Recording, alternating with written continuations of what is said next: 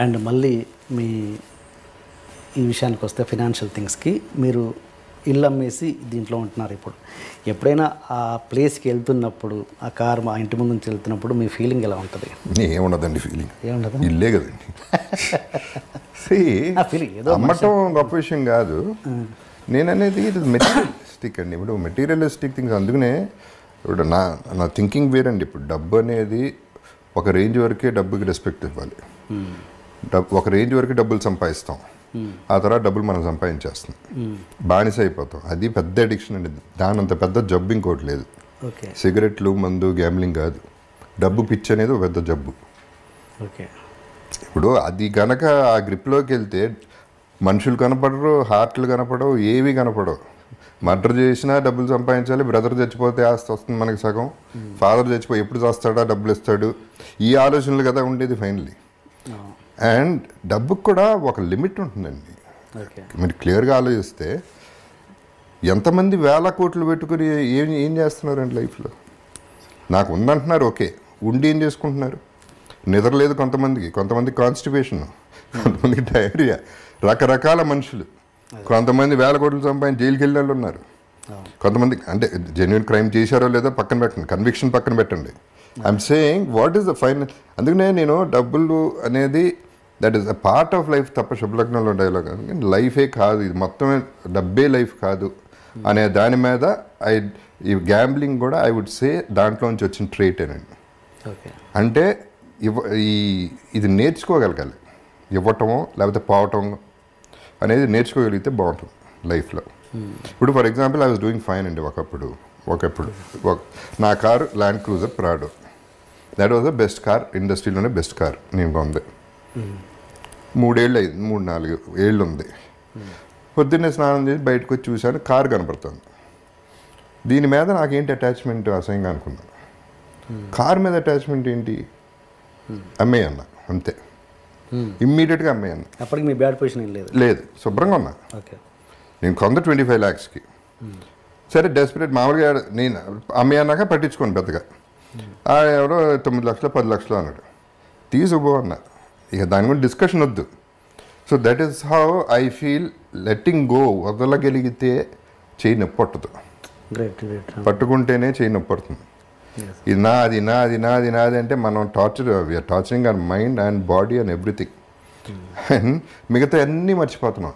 ఎంతమంది పేరెంట్స్ని కలుస్తున్నారండి, ఎంతమంది కలిసి ఉంటున్నారు ఫ్యామిలీలో, ఎంతమంది హస్బెండ్ అండ్ వైఫ్ హ్యాపీగా ఉంటున్నారు. డబ్బు విషయంలో కూడా ఎన్ని డివోర్సులు జరుగుతున్నాయి. So all this the main villain in life is money అండి. సో అందుకనే నేను ఆ మనీ అనే దానికి అంత ఇంపార్టెన్స్ ఇవ్వకూడదనే నా ఫిలాసఫీ అండి. బికాస్ నేనేంటి, నాకున్న డబ్బు నాకు చాలా తక్కువ ఉందండి నిజం చెప్పాలంటే. అది కూడా మళ్ళీ తిరిగి సంపాదించింది. కానీ నేను నా ఫస్ట్ క్లాస్లో వెళ్తాను, నా 5-star హోటల్లో ఉంటాను, నా ఫ్యామిలీ అట్లాగే వెళ్తుంది, ఫ్యామిలీ అలాగే ఉంటుంది. వాళ్ళకి ఎంత మిగిలితే అంత పిల్లలకి ఇస్తాం అంతే. ఎవడు రూల్ పెట్టలేదు 1,00,000 కోట్లు ఇవ్వాలని. వాళ్ళ బతకాలి, ఇవ్వగలిగితే ఇవ్వు, ఇవ్వలేకపోతే నోరు మూసుకు కూర్చో అంతే. అండ్ మీకు బ్యాడ్ ఫీల్, కొంత ఫ్రస్ట్రేషన్ కూడా ఉందండి దీంట్లో. బికాజ్ ఆ ఒక్క దృష్టితోనే చూస్తున్నారు జనాలు. పొద్దున్న లెగిస్తే ఎలా మోసం చేద్దాం, ఎవరిని బకరా చేద్దాం అనే పద్ధతిలో ఎంతమంది ఉన్నారు అంటే నెగిటివిటీ స్ప్రెడ్ అవుతూనే ఉంది. అందుకని I don't go for parties అండి. పార్టీస్కి వెళ్తాం, ఓకే, ముందు కొట్టేస్తాం, రాత్రి అంతా ఒకరికి వాళ్ళు మాట ఇచ్చేస్తాం, రేపు మనం అది చేసేద్దాం ఫోన్ కూడా ఎత్తారు రేపు. సో అల్టిమేట్లీ దానికి ఎంత వాల్యూ ఉందో చూడండి, అండ్ మనకెంత వాల్యూ ఉందో చూడండి. సో మనిషికి వాల్యూ ఇస్తున్నావా, డబ్బుకు వాల్యూ ఇస్తున్నావా అనేది ఇంపార్టెంట్ పాయింట్. మీరు అన్నారు ఇప్పుడు నా 5 స్టార్లో ఉండాలి, నా ఫ్యామిలీని అలాగే. నేను 5 స్టార్లోనే ఉంటాను, 150 రూపీస్ రూమ్లో కూడా ఉంటానండి. అది కూడా ఉంటా. I'm telling I can afford. అంటే నేను మీ బ్యాడ్ ఫేజ్లో కూడా అలా ఫ్యామిలీకి చూపించారా? అలా చూపించిన పరిస్థితి కూడా వచ్చిందా మీకు?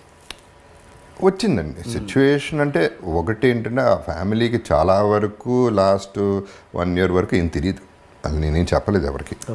So I had to maintain. వాళ్ళు అడిగింది ఇవ్వటం వరకు చేసాం, అంతవరకు చేసాం. అప్పు చేశాను, అది అప్పు చేశాను, 60% ఇంట్రెస్ట్ కట్టిన రోజులు కూడా ఉన్నాయి. సో అవన్నీ దట్ ఈస్ మై ప్రాబ్లం. పెళ్లి చేసుకున్నాం, పిల్లల్ని కన్నాం, అని చూసుకోవాలి. ఎలా చూసుకుంటాం అనేది నా ప్రాబ్లం. సో అది అప్పు చేశాను, దానివల్ల అప్పులు పెరిగిపోయినాయి, ఇంట్రెస్ట్లు పెరిగిపోయినాయి, వాట్ ఎవర్ హ్యాపీ. అది నేను పడ్డాను, ఆ గొడవంతా నేను పడ్డాను. ఏమంటే కంపేర్ చేసుకుంటే what is my problem in life? I don't have a problem ఉందనుకుంటే ప్రాబ్లం అండి. ఫర్ ఎగ్జాంపుల్ నిన్న సంజు సినిమా చూశాను, సంజయ్ దత్ లైఫ్ చూశాను. ఆ లైఫ్ చూసిన తర్వాత నా లైఫ్ ఎంత గొప్ప, ఎంత హ్యాపీగా ఉంది. సో రివర్స్లో ఫీల్ అయితే నోబడీ హ్యాపీ. సాటిస్ఫాక్షన్ లెవెల్ ఎక్కడ ఉంటుంది? నేను అందరికీ చెప్పేది ఒకటేనండి. ఇప్పుడు నేనున్నాను, జగపతి బాబు ఇక్కడ ఉన్నాడు, అక్కడ లేడు, ఇక్కడ ఉన్నాడు. దీని కింద ఎంతమంది ఉన్నారు? వీళ్ళందరికంటే పైన ఉన్నా కదా. అక్కడికి చూస్తా, అక్కడికి వెళ్తే బాగుందని ఆలోచిస్తా, కానీ ఇక్కడ హ్యాపీగా ఉన్నా. అలా ఆలోచించగలిగితే will have much more love in the society. That is what I'm trying to say. నేను ఇంతకుముందు ఇప్పుడు ఇల్లు అమ్మేయటం అనేది అసలు నేను లేను కూడా లేను. యాక్చువల్లీ ఇల్లు అమ్మేసినాక నేను వైజాగ్లో లెజెండ్ షూటింగ్ చేస్తాను, వైఫే ఖాళీ చేశారు. సో అసలు ఇల్లు అమ్మేస్తున్నారు, బయటికి వెళ్ళిపోతున్నాం అనే ఫీలింగ్ నాకు లేనే లేదు. టు ప్రూవ్ దట్ రీసెంట్గా ఒక పర్టికులర్ విజువల్ నేను షూట్ చేసుకున్నాను వేరే దానికి. ఆ ఇంటి ముందే నేనే కావాలని తీసుకెళ్ళి కెమెరా పెట్టి గేట్ బయట నుంచుని, ఒకప్పుడు నా ఇల్లు ఇది, ఇప్పుడు ఇల్లు అదే, అడ్రస్ అదే, పేరు మారింది, అంతే జరిగింది, అంతకంటే ఏమీ జరగలేదు. ఈ ఇల్లు పోవడం వల్ల నాకేం పెద్ద నష్టం కలగలేదు, ఎందుకంటే పెద్ద ఇల్లే కట్టుకోగలను.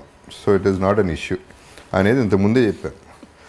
ఆటి మీద ప్రేమ పెంచేసుకుంటే మనం ఎందుకండి ఇంకా అసలు కావాలి. ఇల్లు ఉంటే బాగుంటుంది. బ్రహ్మాండమైన ఇల్లు కట్టడం చాలా ఖర్చు పెట్టి చాలా మంచి ఆర్కిటెక్ట్తో బ్రహ్మాండమైన ఇల్లు, అందరూ వచ్చేవారు, అందరికీ విపరీతంగా వచ్చేది, అందరికీ 300 రోజులు భోజనం పెట్టేవాడిని. So wonderful times we had, all that is okay fine.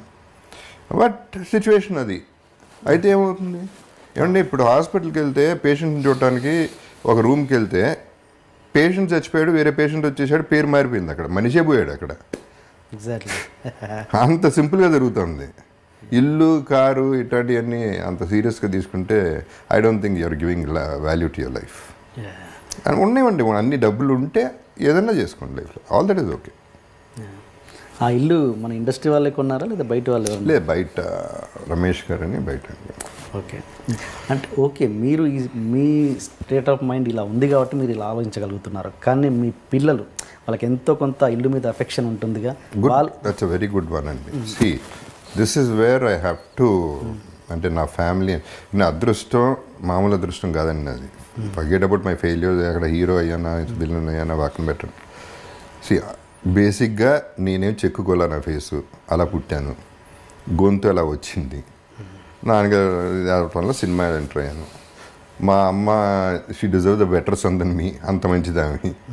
మా బ్రదర్స్ ఓ పక్క, మా brother sister in laws come to my family, వాళ్ళని యాక్సెప్ట్ చేయాలండి. నరకం ఎక్కడ ఉంటుంది? ప్రాబ్లం ఉంటే ఇంట్లో ఉంటుంది, ఆ నలుగురి మధ్యలోనే ఉంటుంది. నాకు ఆ ప్రాబ్లం లేదు. బాధపడతారు, డౌట్ లేదు, బాధపడతారు. ఎక్స్ప్రెస్ కూడా చేయలేదు ఎక్కువ, గొడవ అవ్వలేదు, ఆర్గ్యుమెంట్ అవ్వలేదు, ఏ రోజు ఏమీ జరగలేదు. వాళ్ళు ఒకటే రిక్వెస్ట్ చేశారు, ఇల్లు అమ్మద్దు, ట్రై చేయండి అంది. కుదరలేదు, అమ్మాం. దానికి అదృష్టం ఉండాలండి ఫస్ట్. ఫ్యామిలీ బాగుంటాం అనేది అది అదృష్టం, మిగతా ఇంకేం అవసరం లేదు. ఇంకేమున్నా లేకపోయినా బతికేయచ్చు. ఇంటికి నేను ఒకటే అడిగానండి, పెళ్ళప్పుడు కూడా నేను ఒకటే చెప్పా, బయట ఎన్నన్నా పడతాను ప్రాబ్లం లేదు, ఇంటికి వచ్చేపాటు ఒక స్మైల్తో ఉండి చాలు. That is what I want and that is my happiness in life and that is what I'm getting. ఇంకేం కావాలండి? ఇప్పుడు ఇది కూడా అంతకుముందు డబ్బుకి వస్తాయనండి, అంతకుముందు ఏమంటారు దీన్ని, ముజరాలకి వెళ్ళేవాడిని బాంబేలో, ఇక్కడ ఫామ్ హౌస్లో పెట్టినప్పుడు. ఏంటనేది నాకు క్యూరియాసిటీ. 2-3 సార్లు చూసి నాకు చాలా చిరాకు వచ్చింది. ఆ నోట్లు అట్ట ఇసిరేయటాలు, ఇక్కడ పెట్టటాలు, ఆడాళ్ళకి అక్కడ పెట్టటాలు. అసలు ఏంటిది? ఏం వాల్యూ ఇస్తున్నాం మనం ఆడాళ్ళకి? స్త్రీకి ఇదే మనం ఇచ్చే వాల్యూ? 100 రూపాయలు 10 రూపాయల కోసం వాళ్ళు పడి దానికోసం కష్టపడటం. వాళ్ళ కానీ పాపం వాళ్ళ బ్యాడ్ లక్ అట్లా అయింది. ఈ ఎదవలకి ఏమొచ్చింది? ఇదే పద్ధతి అంటే? ఐటమ్ ఒక టాయ్ కంటే వర్స్గా ఒక స్త్రీని చూడటం అనేది చాలా బాధ వేస్తుంది నాకు. సో నేను ఎప్పుడు ఏమనుకునేవాడిని, నా ఫీలింగ్ ఇది చేయలేదు, కానీ ఒకసారి వెళ్ళాను ముజరాకి, 1,00,000 రూపాయలు చేతిలో పెట్టి వెళ్ళిపోయాను అంతే. ముజరా చూడలే, ఏం చూడలే. అది నాకు నచ్చింది. At least she'll be happy for 1 month or whatever. Okay. ₹1,00,00,000 ఇవ్వాలని నాకు అంత ఆశ ఉందండి అటువంటి వాళ్ళకి. ఇలా కాదు చూడాల్సింది, ఇది కాదు లైఫ్. ఓకే. సో డబ్బు గురించి చెప్తున్నాను, I'm coming back to that point. That is my expression ఏంటి ₹1,00,000 చేతిలో పెట్టగానే? నేను చూడను కూడా చూడలేదు, ఓకే. నేను చూడను కూడా చూడలేదు యాక్చువల్లీ. నాకు అంటే ఏదో చూడాలి, తన ఎక్స్ప్రెషన్ చూడాలి, తన థ్యాంక్స్, అది ఏం లేదు. నాకు ఆ కోరిక పుట్టింది, ఇచ్చేసాను, వెళ్ళిపోయాను అంతే. అది హైదరాబాద్లో జరిగింది, ఫామ్ హౌస్లో, ఎవరో ఫామ్ హౌస్లో. మీరు ఫస్ట్ టైం కదా చిరంజీవి గారి కాంబినేషన్లో చేయడం అయితే ఫస్ట్ టైం? ఎస్. చిరంజీవి గారితో చేశారు, బాలకృష్ణ గారితో చేశారు, నాగార్జున గారితో చేశారు, వెంకటేష్ గారితో బ్యాలెన్స్ ఉన్నట్టుంది కదా, అది చేశారా? వెంకటేష్తో చేయలేదు. చేయలేదు. చేయలే. ఎప్పుడు రాలేదా మీకు టాక్స్?